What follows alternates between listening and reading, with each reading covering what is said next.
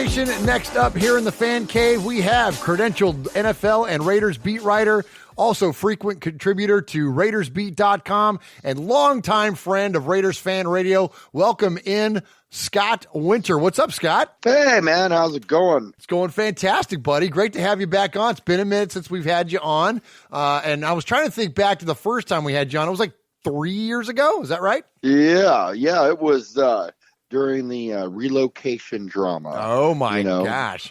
Yeah, that was actually before the SNTIC made a ruling. It was kind of that far back. Oh my gosh! Well, we will, and I definitely want to ask you about that too, because you are an absolute authority on not only the relocation, but the kind of the ramifications and the wake of the Raiders leaving and what's going on in Oakland. And so I want to ask you about that. But first off, let's ask you about what you've been up to lately. Tell the RFR listeners where they can find you, what you're up to, and all that good stuff. Well, I'm a contributor at RaidersBeat.com, which is really awesome. I've had some good opportunities there, and the site's really awesome. It's nice being, the Radio Cody show, and they get Chris Reed's working over there, and they just put out good stuff. And I was very thankful, opportunity with them because, it's a win-win for both of us. I'm also working on, down the road doing a podcast myself. It's kind of weird. I'm not as savvy as you guys, I'm really good at getting on and making, putting out, information, but not so good at, doing the intricacies. You guys do a lot of hard work. Yeah, absolutely. Yeah, there's a whole bunch of this whole podcast thing. It's not just flipping on a microphone and going for it. But Scott, with the amount of content and the amount of authority that you could bring, I would look forward to hearing your podcast. Oh, it's just one of those things, and it's just I'm just another guy with an opinion. But I do have I still get information here and there, and I'm not out to try to break stories or anything like that anymore. I just I like to talk Raiders football. I mean, don't we all? Right. That's why we're here. Well, so you said you're a guy with an opinion. So let's jump into the hot story of the week, the big topic of the week. Scott, give me your opinion on the Mandalorian. Oh, well, that was interesting. You want to go there? That's fine. Heck yeah, man. I'm a Star Wars junkie, man. Let's go there. Okay, so I haven't seen episode 2 yet. I just watched it like 20 minutes ago. Okay, you can't, dude. You can't. No spoilers. No. Okay, give me your spoiler-free opinion. Spoiler-free. Okay. On the first one, I believe that it's a proper build-up. It looks like it's going to be a fantastic series. But it's one episode in, so they're doing the build-up. I believe it's got a lot of Easter eggs for Star Wars fans, but I believe it can stand alone for people who don't know all of the intricacies of the lore, because I think they're going to explain it as it goes on. And they've got a lot to work with as far as the Mandalorian theme and myth that was really kind of explored, touched on in Clone Wars and Rebels. Absolutely. It's top notch, man. It's some of my favorite Star Wars in the Disney era. It might be my favorite Star Wars in the Disney era. I mean, I love Force Awakens, but this is legit, man. And no spoilers. You're going to like episode number 2. I'll just. I can't wait. Yeah. I'll say that, and I'll talk fast so you can get to it later tonight. Yeah.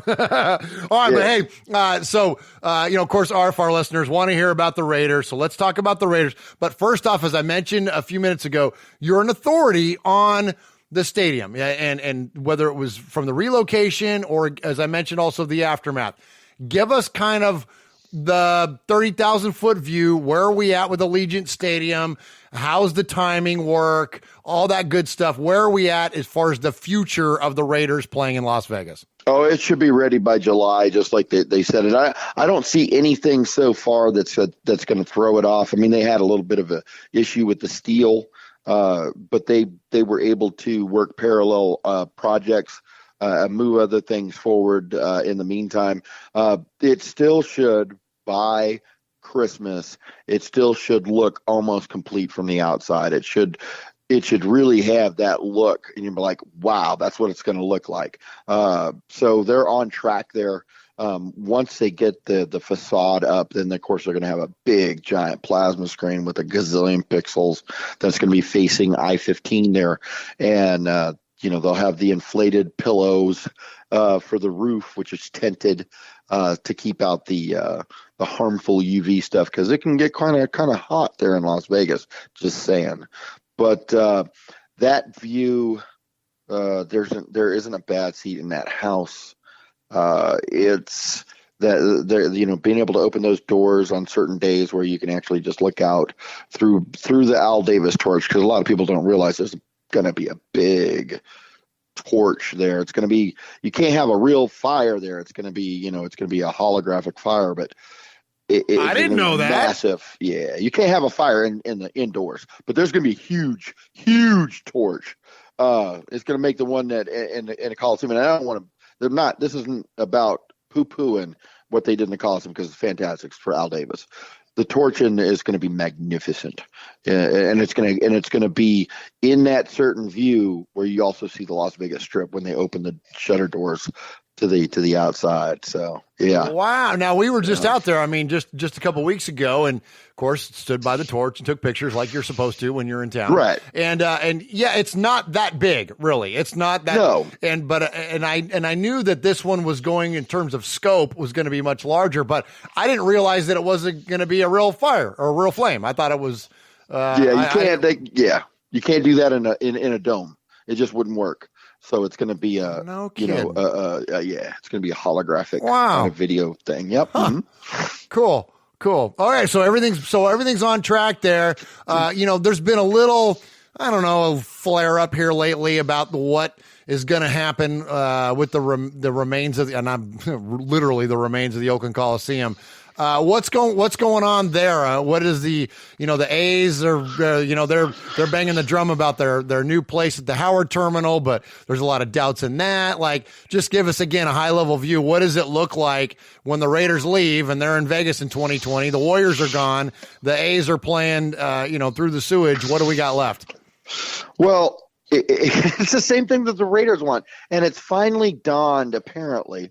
Because the Alameda has been trying to wash its hands of the Coliseum property for some time. They wanted to sell out before even the Raiders went through the relocation process in Los Angeles. So they were trying to sell their half of the land to Oakland, so that one entity could deal with the Raiders on this. And then that never happened, but it never went away. And so the A's made an aggressive move and were able to work a deal where they're going to get half. They're going to get the Alameda half for the Coliseum, because they're not going to build their ballpark there. Apparently they're still going to build it. Howard Terminal. Things can change. I don't want to. This has been a fluid situation, but only for 20 years. Just when I fluid like magma, migrating sand, but it's still fluid. They need something to offset the amount of money it's going to take to get Howard Terminal up and running, because they don't want to use public funding. Howard Terminal is going to require a ton of infrastructure work.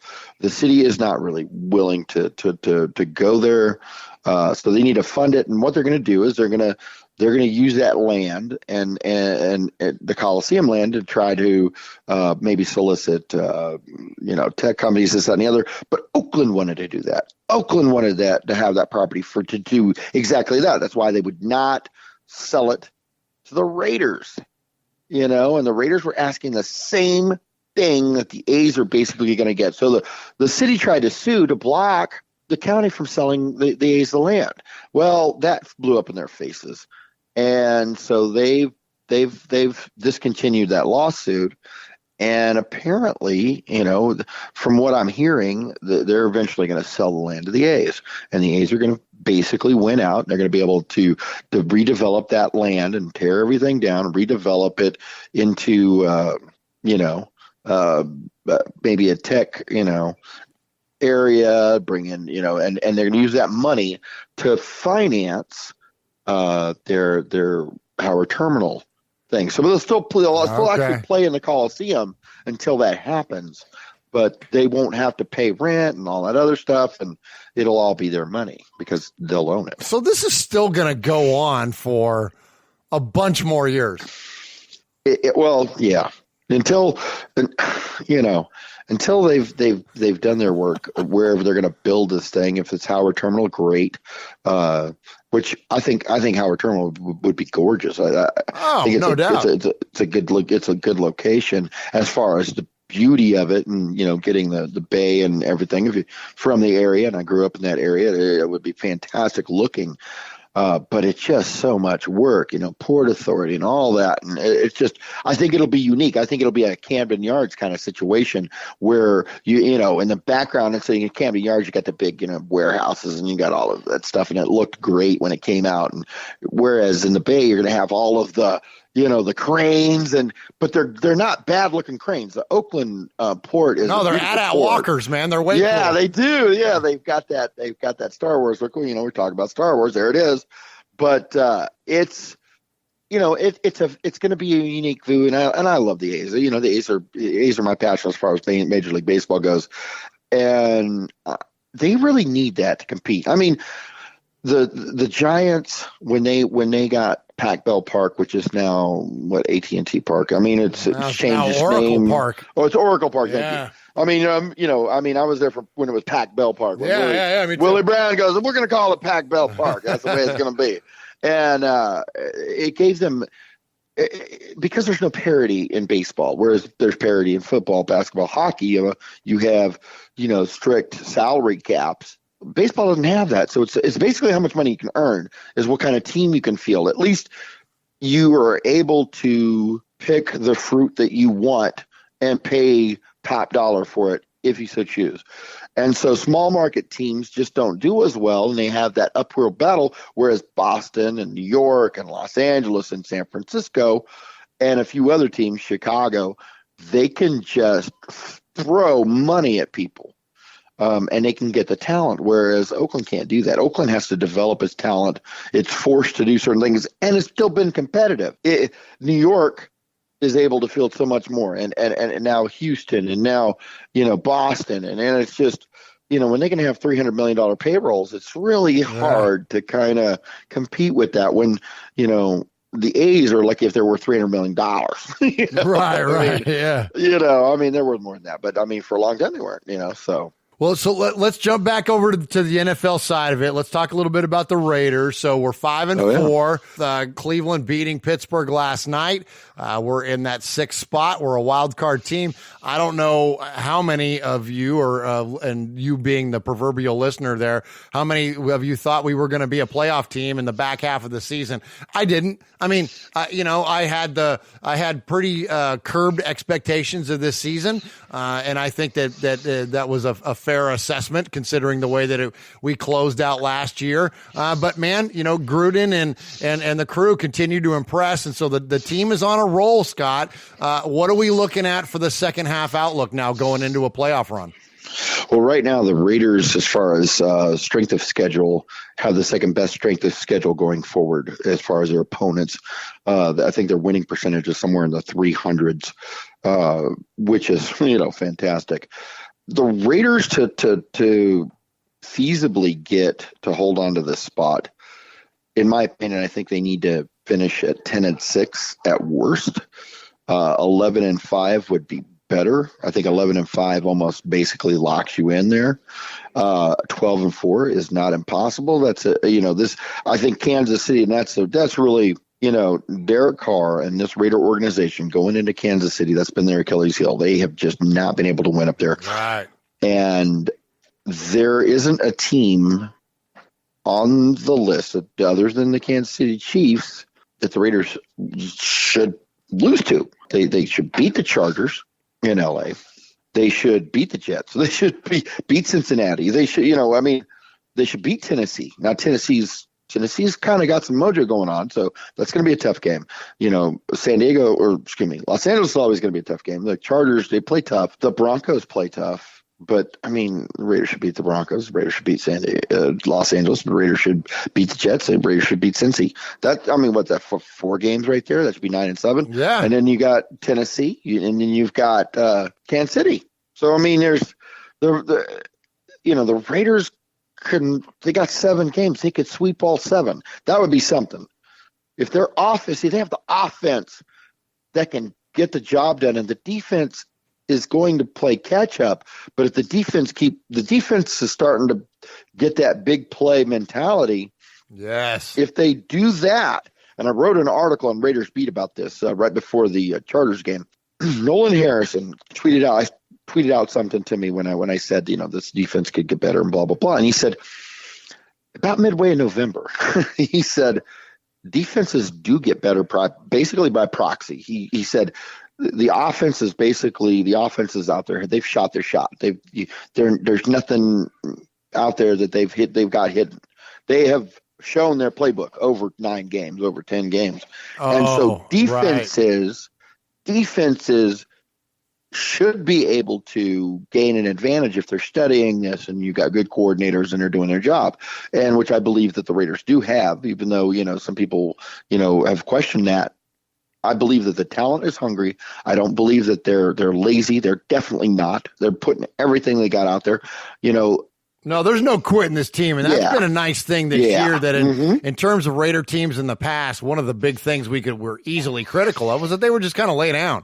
I mean, all I got to do is watch Bruce Irvin, right? Like there was times where the players just quit playing, not quit, but you know what I'm saying though. They took plays off, man, and there's no evidence of that in this football team at all. It's fantastic. Well, last year we had the Raiders had the problem. It wasn't just an Irvin thing; it was a conditioning thing. We found out later. We found out later the conditioning was a big issue, and that they were good for 3 quarters. Or 2.5 quarters because they fell off in the second half and that defense just wore down. Blah. This year, you're not seeing that. You looked at that Chargers game and that defense was on the field for a long time. And yet they didn't look tired at the end of the game, did they? Not at all. Absolutely. They really didn't. Yeah. I mean, so you got a young team, you got a hungry team. They've added Deion Jordan. And I'm on the fence about him. I'm glad that they didn't add him and then drop somebody important, or of a good future prospect. A couple of guys are going on IR, and that sucks. I hate seeing. We had Cujo, and he was really dialed. Your guy, man. You've always liked him.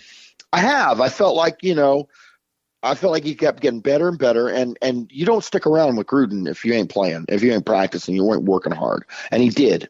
And now, if you take a look at it, this team, regardless of whether they traded somebody this, that, and the other, they are down 3 first-round picks on the defense side alone. Crazy. Think about that. Yeah, they started with 3 first-round picks on defense, all of them in the secondary. One's traded, 2 are on IR. That hurts. But the rookies are coming together. The sophomores are coming together. You're getting some push from Mo Hurst. You're getting some push from PJ Hall. Clelin Ferrell is finally illness free, and he's gained the weight back that he lost. Plus, it's that strength too.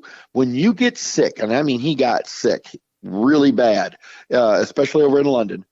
You lose strength. I mean, when you're puny, you're puny. You're feeling it. It takes a while to get that back when you're in the middle of a season. And he's got that strength back. He's got that weight back, and it shows. It showed up against the Chargers, 2.5 sacks. I get that they were playing like guys, from off the street at tackle. Sarcasm. But, I mean, he got the job done. He's looking better. His confidence. He's a hell of a pick. And again, I talk to guys, boosters and all sorts of stuff where I'm at. I'm only an hour away from Clemson, and I see these people all the time. I'm, at the casino, which I do work there, and they talk about him all the time.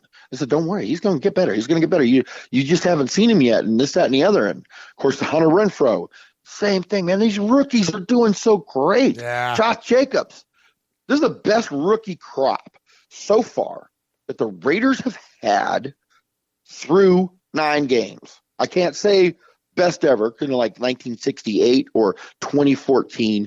You're not going to say that until you see the end result, 5 years down the road. Sure. But through 9 games, these guys are playing out of their mind. Absolutely. The productivity of the draft class is absolutely insane. One of our listeners this last week made the call, and basically his statement was that, similar to yours, that this is one of the best draft classes we've ever had. And it's tough to evaluate the draft class in terms of you don't want to be a prisoner of recency. You want to get a couple years down the road to look at it, to really grade it or whatever, for lack of a better term.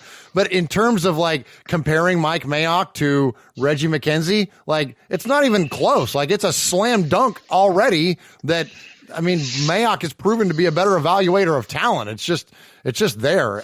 So let me ask you this. So assuming that, or not assuming, but regardless of how the Raiders finish out in 2019, regardless of how this thing's finished, playoffs or otherwise, what's the biggest need for the Raiders in 2020? Ooh. I believe that we saw a luxury pick this year in 24 running back, right?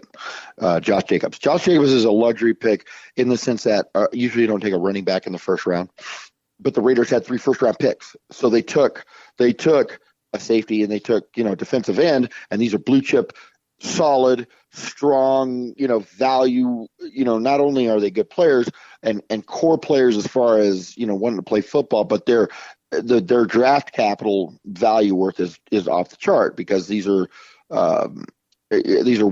more weighted than, say, a linebacker or running back or tight end, for example, for that matter. Just the value of the pick. But they had 3 first-round picks, so you can take a flyer on a running back, and where I'm not a big running back guy in the first round, because you can get that production in third round, you get that production in the fifth round. Le'Veon Bell, third round. Johnson from Arizona, third round, fourth round. Eckler was not a first round pick, and he's having a great year with the Chargers. The difference is that if you could redraft a couple of years back, would you take Alvin Kamara in the first? And you could be like, yeah. Right, yes. Right. Yes, I would take Alvin Kamara in the first because of what he's capable of. Josh Jacobs is like an Alvin Kamara, and they haven't even really tapped in to that receiving potential of his. He's a better runner than Alvin Kamara. Absolutely better runner. And I'm going to say that. I'll be on record on that. And once he gets his hands locked in, he's going to be a fantastic. He's an open field runner, amazing at it. He breaks people's ankles every week almost on a play-by-play basis. He makes people look silly.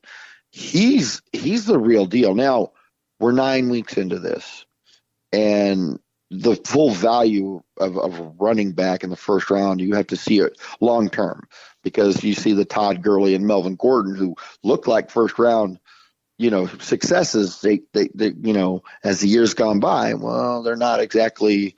One might have arthritis in his knee. You just don't. Gordon's never been healthy enough, and your first round picks. But with the Raiders having 3, they could take that risk, and so far it's paying massive dividends. Now, to get back to your point, they could take a linebacker in the first round next year, which I wouldn't normally recommend. But you got 2 first round picks, right?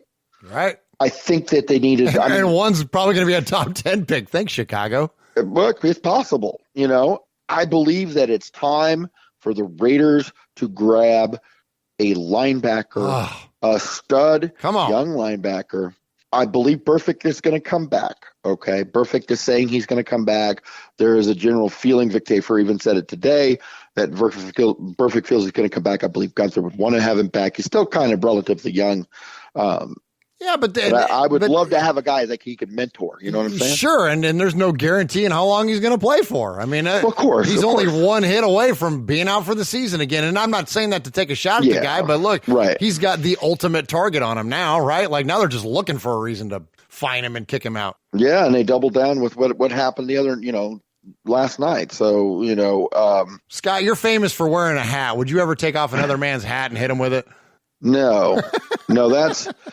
I mean, not that I didn't cheer when Lyle Alcedo did it, but it was a different era. I mean, you talk to guys like the Vilpiano. Vilpiano wore a damn. He had a broken arm apparently. When I use that in quotes, he had a broken arm for 7 years. He had a cast on his forearm. Yeah, he did. You know what I'm saying? I know exactly what you're saying. Yeah, and oh boy, had one of their defensive linemen had a broken thumb, quote unquote, so he could jab people right in the gut, right in the solar plexus when he came in on him. It was like, Big Ben Davidson speared, Lynn Dawson in the back while he was on the ground. Oh yeah, it took off Namath's head, man. I mean, it's well, it's just a difference in the way that the game is covered now and the way social media works, and and as egregious as it was in that act and what Myles Garrett did, and I don't think anybody endorses it. I think that there's also another side to it that look, Mason Rudolph, what did you think he was gonna do? You know what I mean? Well, did you think he was just wanting to dance with you? There's guilt on both sides, and it doesn't warrant the response. It doesn't, there's no justification to that kind of attack, frankly. But yeah, you're right. It's nothing new. I mean, these things have happened in the NFL for a long, long time, man. And it's just, it's part of the game, man. It's it's not. It's not part of the game, but it's historically, it has been at times. We've seen these kind of things happen before, and I think it's just covered in a different way nowadays. Well, I mean, hockey, which is still the most violent of things, had the McSorley incident where they really had to finally say, you know what, you really can't take a damn stick to somebody's face. That we've crossed the line there, and they put the foot down, and Marty McSorley, that was the end of that. The Vontez Burfict situation was the beginning of a new era with the NFL, no doubt. And we thought, with the 12-game suspension, when we're talking about the most before that was somebody stepping on somebody's, with cleats and 30 stitches. Yeah. Okay. No, it wasn't Sue. It was Hainsworth. Yeah. Oh, Hainsworth. Yeah. Well, both of them were stompers, right? Yeah. Mm-hmm. It was stomped, and it was a 5-game suspension. Goodell and the league office, which has the ultimate power here, wants to protect the brand, and they've decided to go this direction with it. So what happened last night doubled down on that. With Garrett being out indefinitely, you got a guy who pushed the quarterback to the ground, didn't do anything other than shove his ass to the ground, and he got a game. Ponce got 3 games for defending his guy. Now, don't get me wrong. And I don't stick up for Steelers, but there's the most class out of everybody in that whole scrum. That's the guy. That's the guy that did the right. Yeah. One person did the right thing out of that whole group of people, and it was Marquise Pouncey. Well, I get that. It's a balancing act. Okay, you want to be able to support your guy, protect your guy. Heck when a guy domes your quarterback, okay, do that to Derek Carr and see what Richie Incognito does. There. Right. Well, but then what would happen to Richie Incognito? They'd bury him somewhere. Sure. No, they would take him out back and treat him like a lame horse. I mean, if Burfict had done what happened, he would have been buried somewhere, in the swampy area, between Alameda and Milpitas. San Leandro. I mean, it would have been bad. So Alviso, yeah.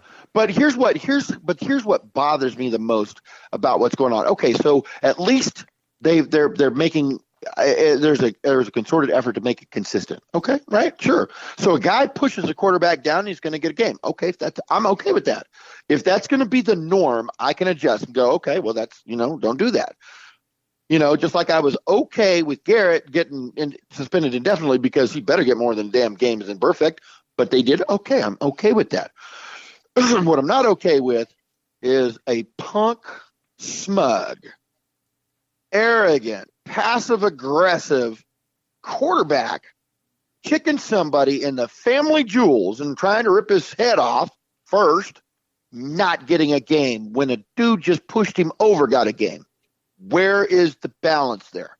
Yeah, I agree. So a quarterback is able to freaking kick you right in the ding-ding twice, hit you once with his hand, kick you with his foot, try to rip your head off, probably say things, I'm not going to fall into the race baiting thing or anything like that, but he probably said bitch ass or something like that, because I could almost lip read that.